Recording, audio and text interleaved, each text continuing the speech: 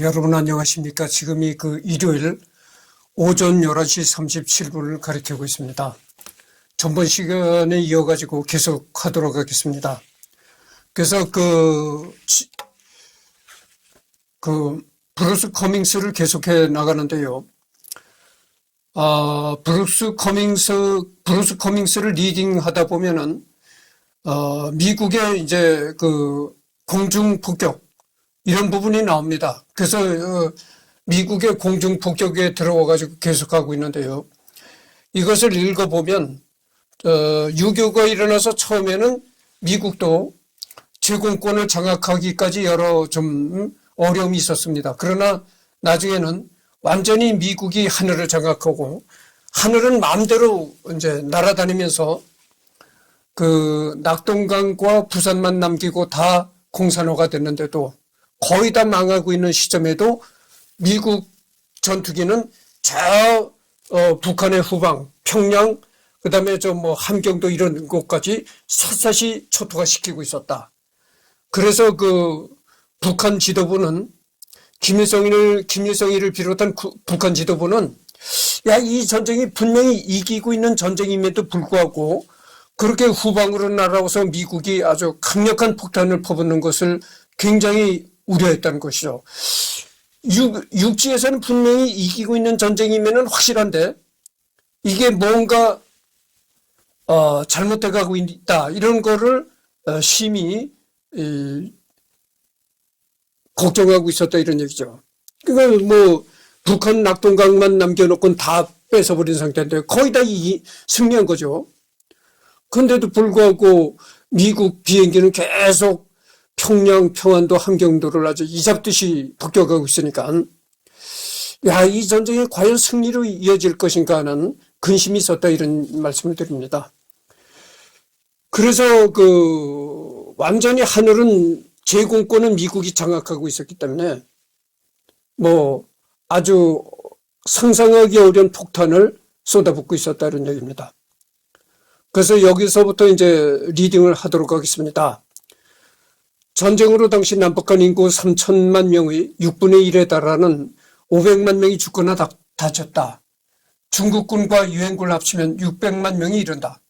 한국 전쟁의 비극성은 군인보다 민간인이 더 많이 죽거나 다친 데서 확인된다. 한국 전쟁의 비극이라는 것은 말이죠. 군인보다, 현장에서 싸우는 군인보다도 민간인이 더 많이 죽었다 이런 얘기죠.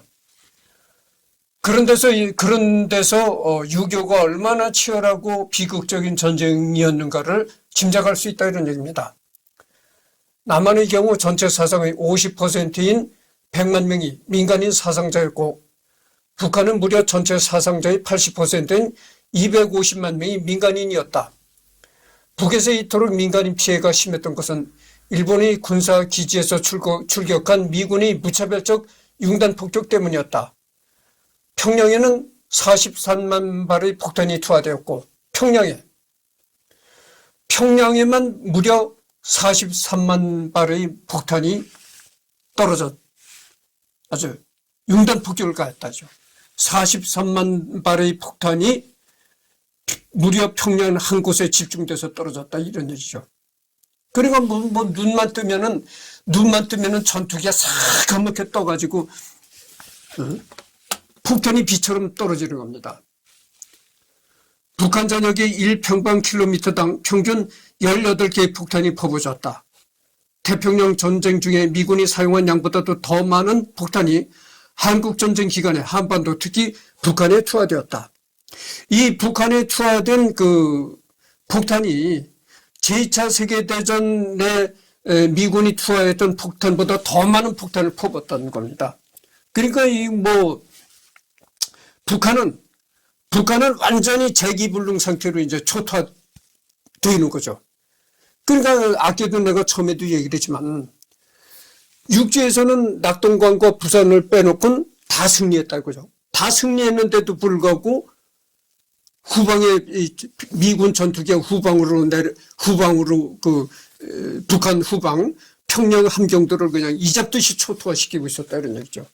그러니까 이 북한 지도부가 분명히 전쟁은 이기는 전쟁이면은 확실한데 이 날마다 이런 어마어마한 폭탄을 퍼부니까 야 이게 과연 이기는 전쟁인가 이런 그 심한 우려를 가졌게 되었다 이런 얘기죠. 경제적인 피해도 막심했다. 8,700개의 공장과 기업소들이 파괴되어 정전협정이 체결된 1953년도 공업생산은 1949년 64%에 불과했다. 이 얘기를 하니까 말이죠. 지금 전쟁이 나면 어떻게 되겠어요? 지금 김정은이가 핵을 가지고 있으니까 그 핵을 가지고 남한을 공격을 했다면 뭐 핵에는 남한은 핵이 없으니까 대응할 만한 그게 없죠. 그렇지만 김정은이가 핵을 사용 안 하고 그냥 재래식 전쟁으로만 한다면 말이죠. 이게 간단하지 않습니다. 왜냐면은 요즘에 그 러우 전쟁 때 북한이 그 러시아를 편을 들어서 파병을 시키잖아요. 그러니까 조약을 썼단 말이죠. 러시아와 북한에는 조약이 돼 있는데 뭐냐면은 북한이 전쟁을 당하면은 러시아가 돕겠다. 이런 조약이 맺어졌다는 거죠. 그뿐만입니까? 이 중공과 북한 간에도 조약이 있어요.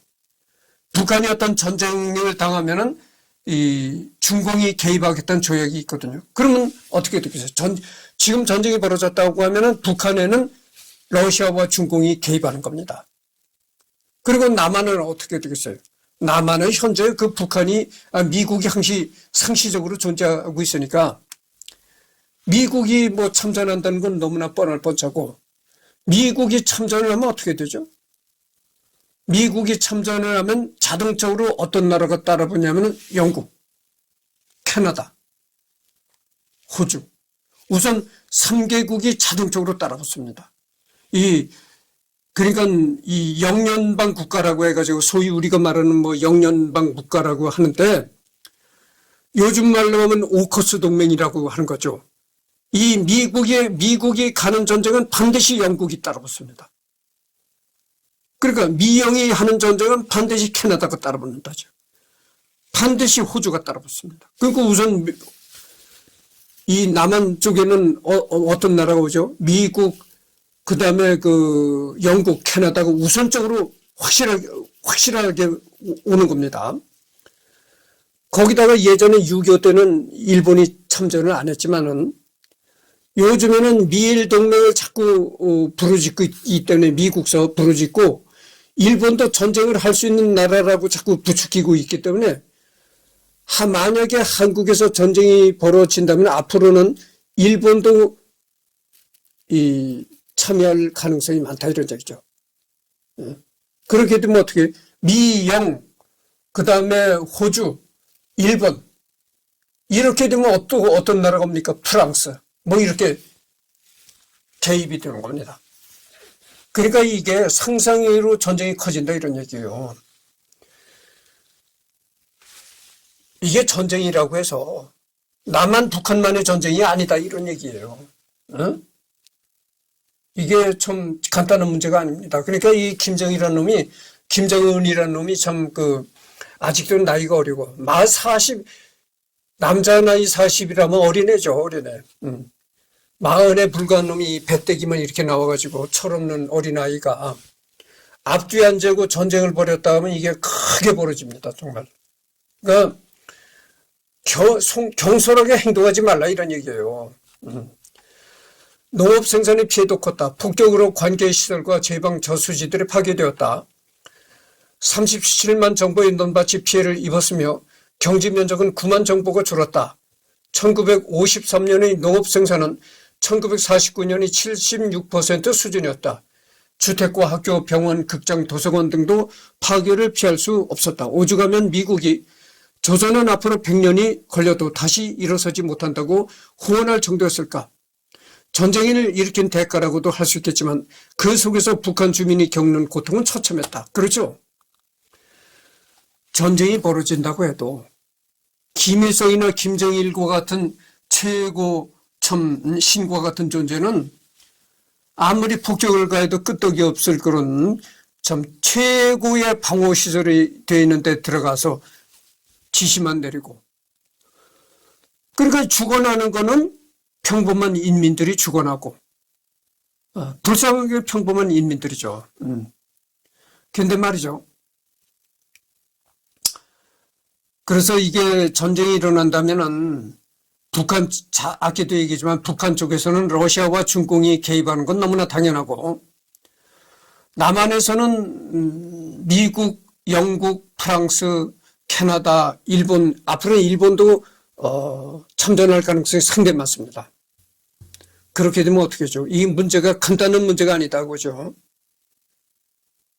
간단한 문제가 아닌데, 그래서 이 김정은이라는 놈이 그 경솔한 행동을 하지 말라, 이런 얘기를 하는 겁니다.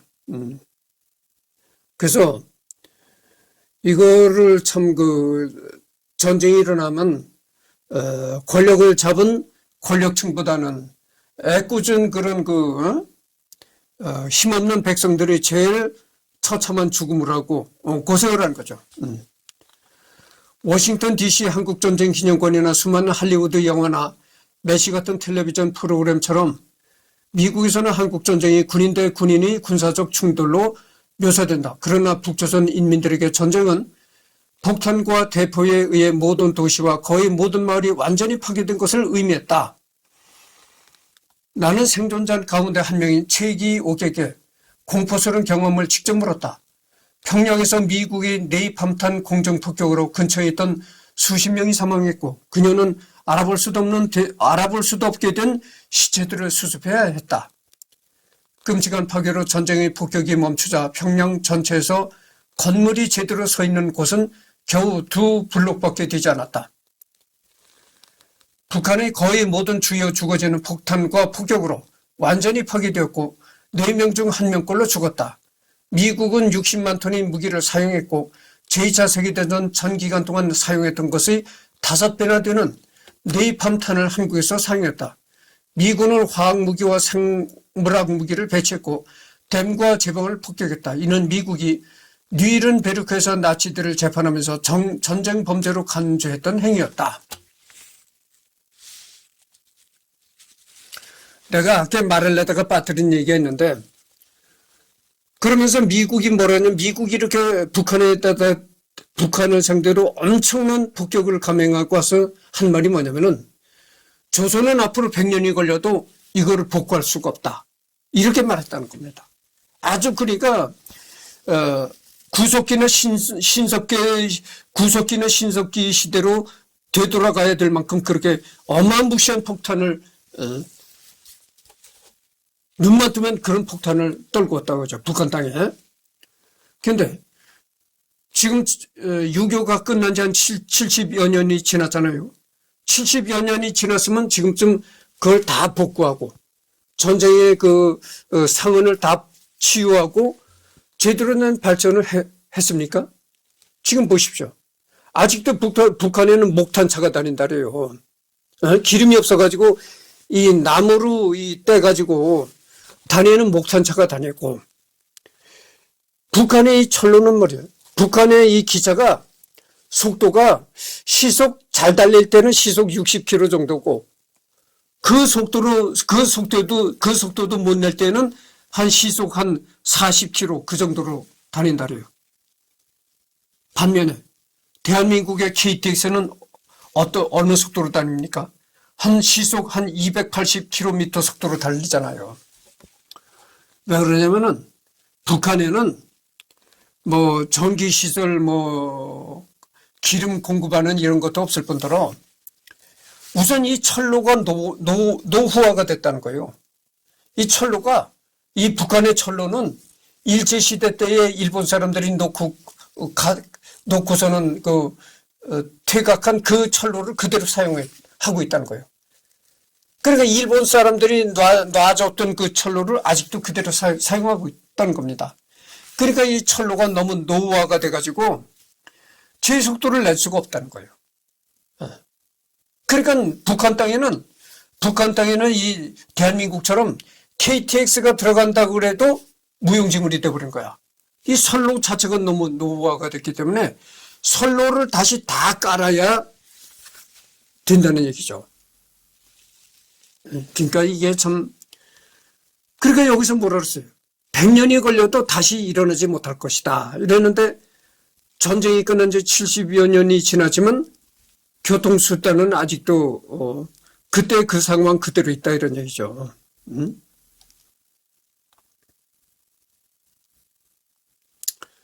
그러나 이게 무슨 문제겠습니까? 6.25 때 전쟁 시대에 그 상황 그대로 있다 하더라도 내가 할 바인 것이죠. 내 한 몸 나만 잘 먹고 호요시가고 배때기 이렇게 나오면 그만인데 인민들이 굶어 죽든 뭐 뒤죽든 어째 죽든 김정은으로서는 그 상관할 바가 아니고 지의 한 몸만 호요시가고 잘 살면 된다 이거죠. 오로지 김정은이 하나를 위한 국가니까. 한국전쟁은 19세기 중반 이래 서방 세력과 동아시아 세력이 재래식 무기로 싸운 유일한 지상전이다. 일본 제국주의가 항복한 후 처음으로 벌어진 대규모 전쟁인 한국전쟁은 발발과 함께 국가 간 협력의 평화로운 새 시대를 향한 희망을 닫아버렸다. 한국전쟁은 미국이 일제를 무장 해제시킨 후로는 가장 잔혹하게 싸운 전쟁으로 남았고 미군 사상자만 베트남 전쟁의 4배를 넘겼다. 다양한 증언들에 따르면 파괴를 초래한 양상이나 저지른 만행의 정도로 볼 때 제2차 세계대전 당시 유럽이나 태평양 지역의 어느 전장도 능가하는 참상이었다. 그러니까 이 6.25 전쟁은 그 유럽의 나치, 그 다음에 일본의 제국주의 이런 그 제2차 세계대전과 싸운 그런 전쟁보다도 더 치열했다 이거죠. 그러니까 미국이 북한 땅에 미국이 북한 땅에 이 퍼부은 폭탄은 일제를 상대로 싸운 전쟁보다도 더 많은 폭탄을 떨겼고 독일의 나치를 상대로 벌였던 전쟁보다도 더 많은 폭탄을 북한 땅에 떨어뜨렸다 이겁니다. 그러니까 6.25 전쟁이 얼마나 치열했고 비극적이었는가를 알 수가 있는 겁니다.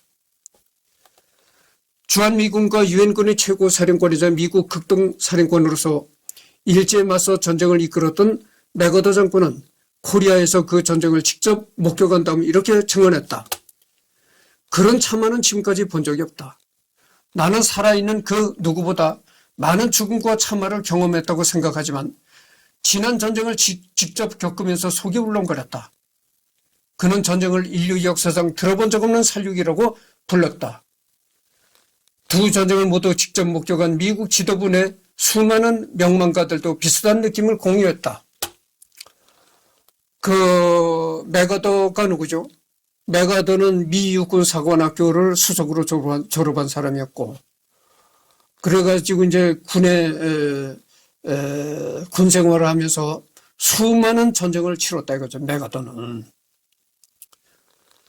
그래서 맥어더는 지휘관으로 수많은 전쟁을 치렀지만 6.25처럼 그러기 처참한 전쟁은 자기가 처음이다.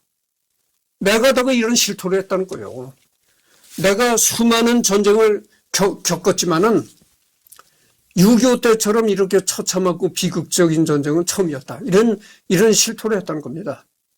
한번 다시 읽어보겠습니다. 그런 참화는 지금껏 본 적이 없다. 나는 살아있는 그 누구보다 많은 죽음과 참화를 경험했다고 생각하지만 지난 전쟁을 직접 겪으면서 속이 울렁거렸다. 그러니까 이 6.25란 전쟁이 얼마나 비참하고 치열했는가를 우리는 알 수 있는 것이죠. 전쟁 중 북한이 입은 손실은 역사상 비교 대상이 없다. 보수적으로 잡아도 사망자 인구의 20%에 이르렀고 혹자는 30%로 추산한다. 현대사에서 다른 어떤 나라가 겪은 전시 피해 수준도 능가했다. 북한에 투하된 폭탄이 총 50만 3천 톤이었던 것을 견주어 볼 수 있다. 북적 작전이 어느 정도로 격렬했는지 보자면 미국이 12만 제곱킬로미터에 불과한 작은 나라에 3년간 쏟아부은 폭탄이 300만 제곱킬로미터가 넘는 일본에 4년에 걸쳐 투하된 폭탄이 양보다도 더 많았다. 히로시마와 나가사키에 대한 핵공격을 포함하더라도 마찬가지였다. 훗날 베트남 전쟁에 투하된 폭탄보다는 적은 양이었다고 하지만 국토가 훨씬 더 작았고 기간도 더 짧았으며 주요 주거지마다 인구 밀집도가 훨씬 높았다는 점에서 북한에 대한 폭격을 세계 전쟁 역사상 가장 혹독한 것으로 추산한 평가를 놨다.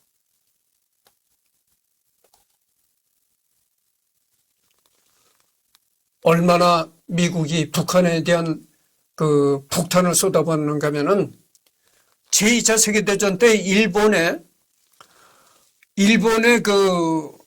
그러니까 이 면적, 폭탄을 투하시킨 면적, 인구 밀도 이런 걸 계산해 보면은 일본의 4배가 넘는 폭탄이 북한 땅에 무려 북한 땅이라는 그 좁은 면적에 집중됐었다고 말이죠. 일본도 상당히 미국이 이 일본의 그 공중 폭격을 했는데 그건 아무것도 아니다고 하죠. 무려 그 폭탄 4배에 해당하는 폭탄이 그 북한이란 작은 땅덩어리에 집중 떨어졌다 이런 얘기죠. 이거는 세계 전쟁 역사상 가장 혹독한 것으로 역사에 남는다 이런 얘기입니다.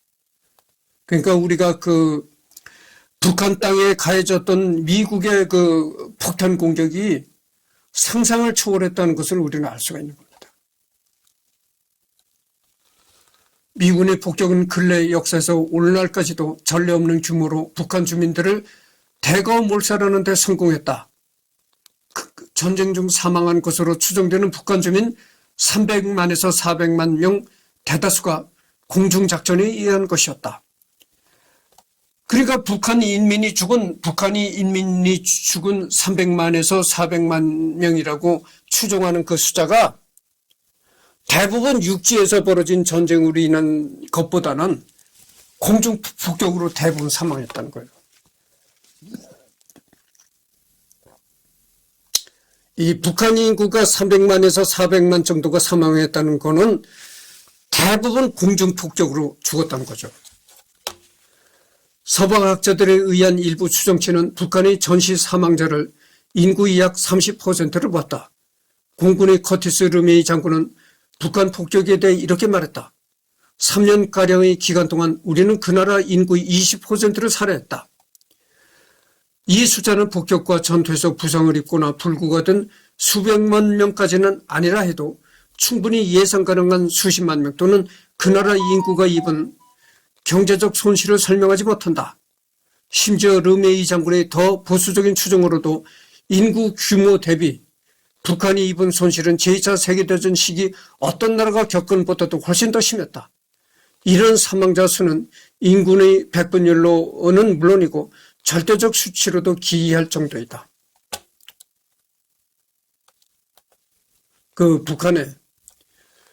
북한에서 그 서열 두 번째로 있던 사람이 지금 내가 이걸 하다가 또 여기에 신경 쓰다가 딱 막히는데, 지금 조영원이가 2인자로 두 번째로 활동을 하잖아요. 근데 조영원이가 나타나기 전에 최모라는 사람이 두 번째로 있었어요. 근데 그 최모라는 사람 아버지가 최영권인가 있었다래요. 내가 언젠가는 또 한국으로 돌아와서 이 최영권이라는 사람 한번 다뤄보려고 합니다.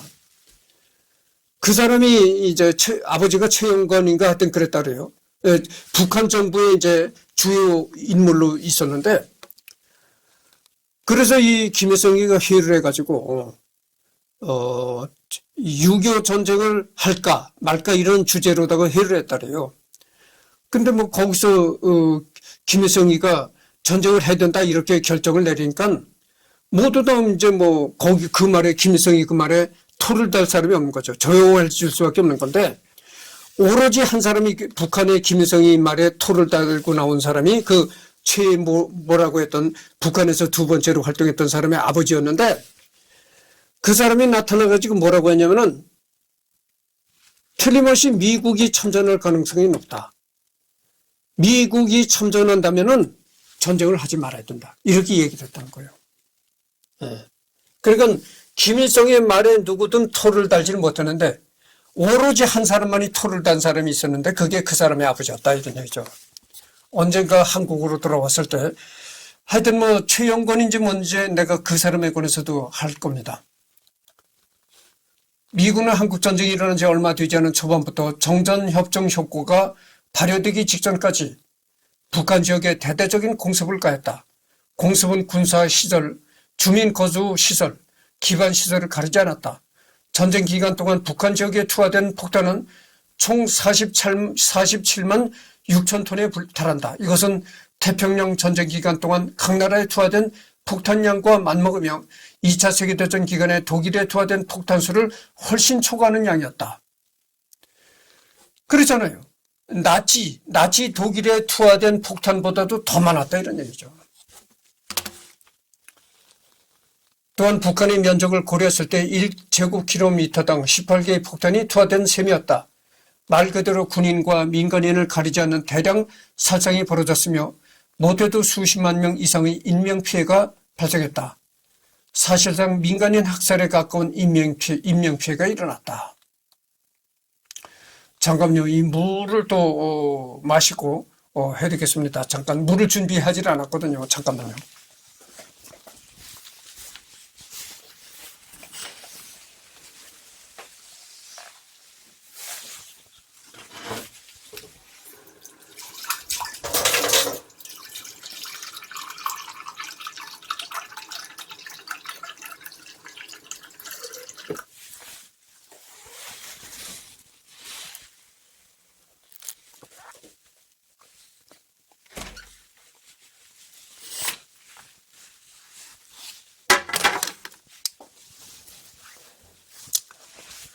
그래서 그 후에 김일성이도 야 이거 정말 무력으로 통일을 해서는 안 되겠구나. 아마 이런 생각을 했었던 모양이죠.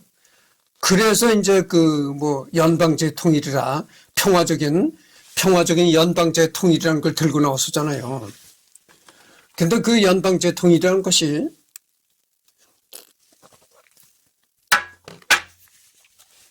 어떤 통일을 생각했냐면은 북한에서는 꾸준히 대한민국의 간첩을 난파합니다. 공작원을 난파한다는 것이죠. 그래가지고 그 공작원들이 대한민국에 스며들어가지고 어떤 역할을 하냐면은 이제 조직을 대한민국의 중요한 정치적으로나 사회적으로 중요한 역할을 하는 그런 조직을 포섭하는 겁니다. 예를 들면 지금 예를 들면 야당으로서 유명한 국회에서 야당으로서 유명한 민주당 정권에 속해 있는 주요 국회의원이라든가 또는 사회에 어떤 사회에서 사회활동하는 단체들이 많잖아요. 그러니까 노동단체, 무슨 노동단체가 있잖아요. 그런 노동단체에 또 노조위원장을 포섭한다든지 그래가지고 한국 사회 곳곳에 이제 간첩들이 조직한 친북 세력을 형성시키는 겁니다. 그래가지고 그 친북 세력이 점점 싹을 틔워가지고 완전히 한국 사회를 지배하는 때가 도래하도록 그렇게 만든다는 것이요. 그러니까 예를 들어서 민주당의 주요 국회의원들을 포섭을 했는데 그 국회의원들이 나중에 이제 대통령 입후보를 해가지고 정권을 잡는다든가 이런 식으로 한다는 거죠. 그래가지고 한국이 완전히 이 친북 세력에 의해서 이 대한민국이 형성이 되면 그때 가서 이 친북적인 정권과 이렇게 연방제 통일을 논의한다는 것이죠. 그래서 통일을 시킨다는 것이죠.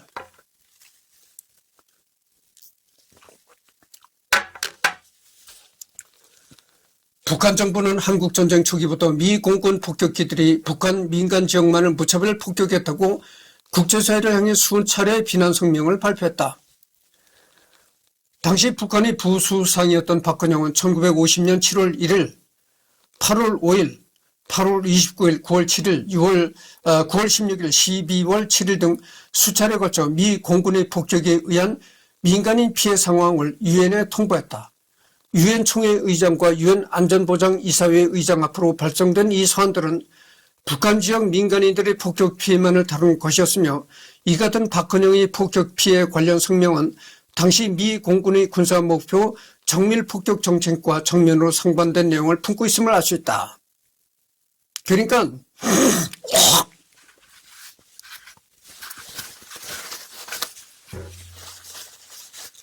당시 그 박헌영이는 북한 정권 박헌영이는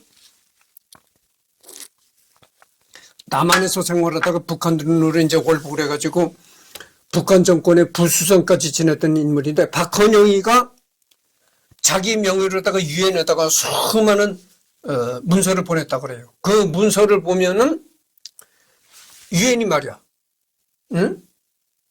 북한의 군사 시설을 폭격하는 건 물론이고 아무 죄 없는 인민들의 주거지를 무차별 폭격을 한다. 이게 너무나 비인도적인 행위가 아니겠는가.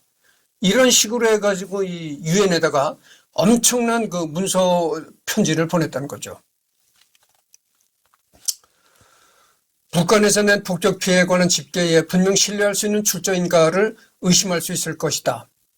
그러나 폭격의 저자 김태우 교수는 북한은 최소한 자신들의 집계를 과장하지 않으려 했다는 사실에 주목할 필요가 있다고 책에서 주장했다. 물론 북한 측 폭격 관련 신문 기사나 조국 통일 민주주의 전선의 보고서는 대부분 미군의 만행을 대외적으로 선전하기 위해 작성되었지만 폭격 양상을 사실 이상으로 과장하지 않았다. 이때의 박헌영이가 그 유엔에 보고한 그런 문서들을 보면은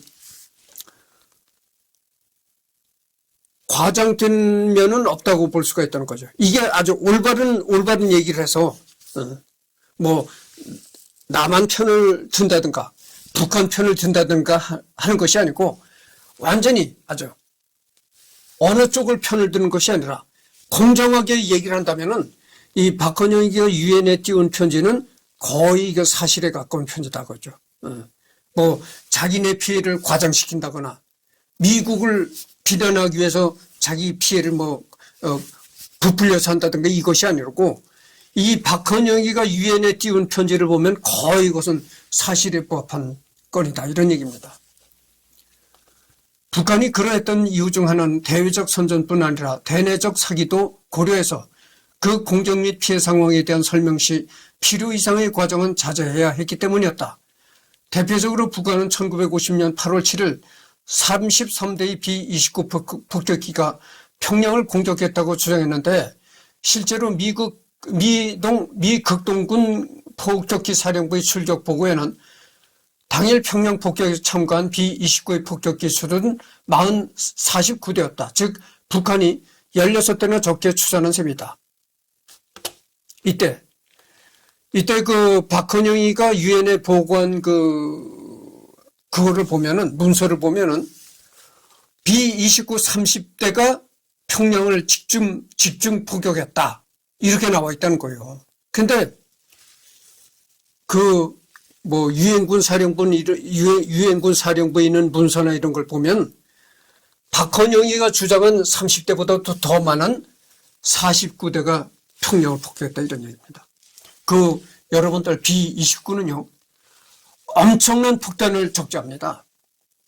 보통 폭격기에 아마 2배 정도 이상 무장을 갖추지 않겠나 이랬으니까 그 B-29가 그렇게 엄청난 폭탄을 장착하고 다닌다는 거죠. 그래서 B-29는 죽음의 백전이 어쩌니 한다잖아요. 엄청난 폭장량을 이제 무장을 하고 다니면서 떨고 오는 겁니다. 그래서 박헌영이가 주장한 건 30대가 평양을 폭격했다 이렇게 유엔에 주장했는데 실제 이 유엔군 사령부가 남긴 문서를 보면 30대보다 더 많은 49대가 평양을 이잡듯이 폭격했다 이렇게 나왔다는 겁니다. 근데 여러분들 여기까지 이제 읽었는데 지금서 34분이 경과했습니다. 조금 더 해야 되겠습니다. 여러분들 베트남 전쟁이 벌어졌잖아요. 월남과 월맹 전쟁. 베트남 전쟁이 벌어졌을 때 한국은 어떻게 됐습니까? 월남을 지원했잖아요. 월남 자유국가 월남을 지원해가지고 이제 파병을 했단 말이죠. 그러니까 미국도 거기다 월남에 대해 파병을 하지. 대한민국도 엄청난 군대가 월남으로 파병을 했던 거죠. 그러니까 어떻게 됐어요? 결국 대한민국은 안보가 대한민국의 이 중요한 군인들이 다 거기 이제 베트남으로 파견되고 없으니까 아무래도 안보가 그 공백이 생길 것 아니겠어요. 그러니까 그때 김일성이가 중공을 갔다는 겁니다. 중공을 가가지고 중공의 지도부들하고 그때는 뭐 우리나라와 중공과는 외교 관계가 전혀 없었을 때죠. 중공에 가가지고 중공의 이 중요한 그 정부의 인사들과도 면담을 했다는 거예요.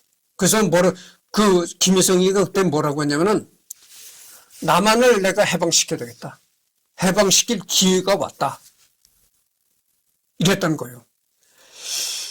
그게 하여튼 65년도인지 그랬다는 거예요. 그렇게 김일성이가 중공에 가서, 제2차 한국전을 벌여야 되겠다고 했던 게 아마 65년도인지 그랬다는 거예요. 그랬을 때 전부 다 이 중공의 지도부들이 반대하고 나왔다는 거예요. 안 된다. 그러면서 그때 중공의 지도부들이 김일성이한테 아마 훈시 정도라고 할까 그런 얘기를 했던 모양이에요. 당신 말이야, 아무것도 모르고 이렇게 간단히 전쟁을 또다시 벌였다고 생각하는데 전쟁을 벌이면 과연 승리할 것 같은가? 이런 그 중공의 지도부들이 김일성이한테 훈계를 했다래요. 지금 뭐 대한민국 남한의 대한민국 군대도 월남에 가 있고 미군도 월남에 가 지원한다고 해가지고 만일 전쟁을 일으키면 대한민국은 전쟁이 벌어지면 반드시 이게 미국 전쟁으로 번지는데 당신이 승산이 있겠는가? 아예 그런 소리 하지 마라. 뭐 이런 식으로 했다 그래요. 그래가지고 전쟁을 일으키지 못했다는 겁니다. 그 후로는 이제 그래서 전쟁을 두 번째 한국 전쟁을 일으키겠다고 중공에 갔다가 중공의 지도부들이 싹 반대하고 나오니까 그래가지고 이제 전쟁을 일으키지 못했고 그 후로부터는 무력으로 전쟁을 일으키겠다는 생각을 거의 접었었던가 봐요. 그래가지고 전면전을 일으켜서 통일을 해보겠다 이런 생각은 버렸고 게릴라전 주로 그래서 이제 김신조도 난파시키고 주로 이렇게 게릴라전 간천막 이런 걸 해가지고 남한을 적화할 그런 생각으로 생각을 바뀌었던 모양이에요. 그러니까 그때서부터 완전한 아주 전면전을 일으켜가지고 대한민국을 집어먹겠다 이런 생각은 버렸던 것으로 그렇게 내가 생각합니다. 그리고 그 후로 또 어떻게 되죠? 그 후로는 게릴라전, 이 무장공비 이런 걸 남침하는 것보다는 이렇게 친북한 정부가 이 남한에 이렇게 이루어져 가지고 그 친북한 정부를 상대로 이렇게 연방제 통일을 이제 협의하는 그래서 이제 연방제 통일을 주장하는 그렇게 상태로 왔다 이런 얘기입니다. 그래서 지금 38분을 경과했습니다. 그래서 여기서부터는 미 공군의 폭격 피해에 대한 여기서부터는 다음 시간에 또 하도록 하겠습니다.